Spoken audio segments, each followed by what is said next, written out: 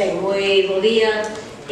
Traemos esta moción, sometemos a consideración da corporación, dando conta dunha xornada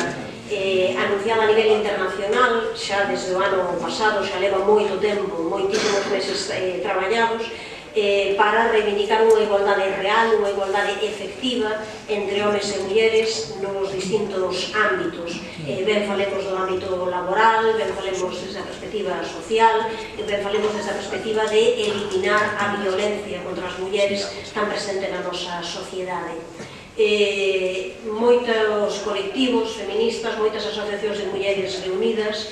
decidiron hai moito tempo xa que non era suficiente ter un 8 de marzo onde ás veces o que había era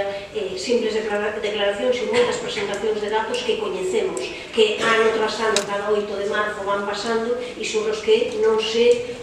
aplican as políticas suficientes para que eses datos munden. De maneira moi especial, poderíamos falar de moitísimos indicadores, pero eu quero falar únicamente de dous, por pôr aquí algún exemplo. Un deles é justamente a fenda salarial, esa fenda que fai que as mulleres cobren en xeral un 23% menos que os homes. A media de salario medio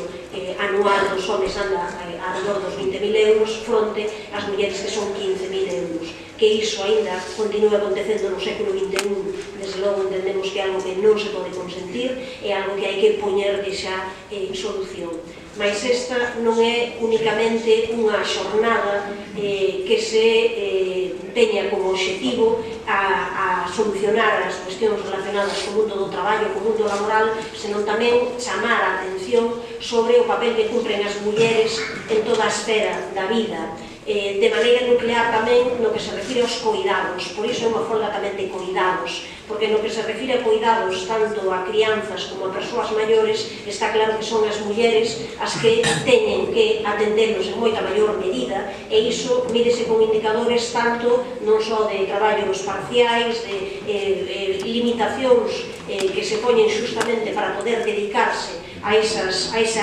coidados de crianzas e de persoas maiores, e que se mide simplemente polas excedencias pedidas para justamente encargarse destas tarefas. As excedencias no ano 2017 eran de 1.078 excedencias solicitadas por mulleres fronte a 132 por homes. Iso dá conta que moitas veces as mulleres andamos moitísimo camiño para chegar á esfera do público, para chegar a ter moitísimos